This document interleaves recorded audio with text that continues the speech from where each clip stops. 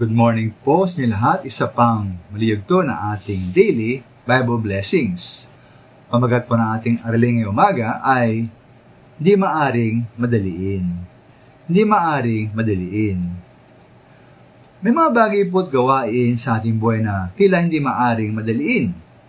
Na kailangan bigyan talaga ng maraming oras. Halimbawa po ang panliligaw. Maaari bang madaliin ng isang binata? Ay nililigawang dalaga? Maaari ba sabihin na dapat siyang sagutin agad? Una siyang paghintayin? O kung talagang ayaw sa kanya, sabihin na lamang na ayaw sa kanya.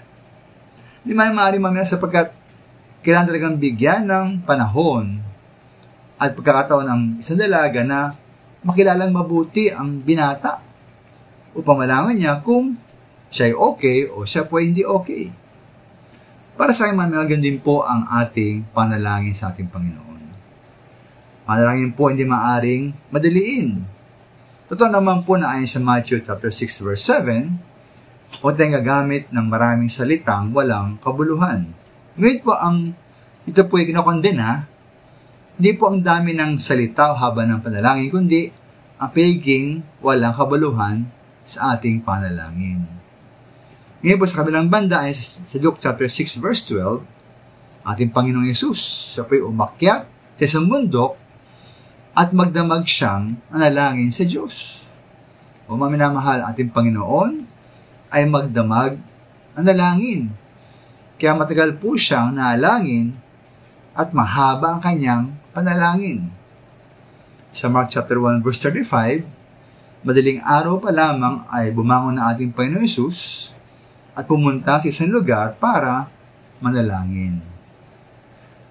Tayo kayo mga minamahal, no? Tayo ba naglalaan ng sapat na panahon para manalangin? O lagi tayo nagmamadali? Lagi tayong abala, lagi tayong busy sa ating mga ginagawa. Kaya baka tayo po ay walang mahusay sapat na panahon na binibigay, nilalaan para sa panalangin. O manalangin man tayo, mag-pray man tayo, talaga bang makabuluhan at ating po iniisip ang ating mga sinasabi?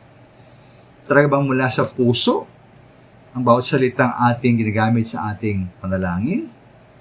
O para bang mula lamang sa bibig ang ating panalangin? Nanalangin tayo para masabi lang na tayo nanalangin. O mga minamahal po ating bigyan ng sapat na panahon, sapat na oras, ang ating seryosong panalangin. Maraming salamat.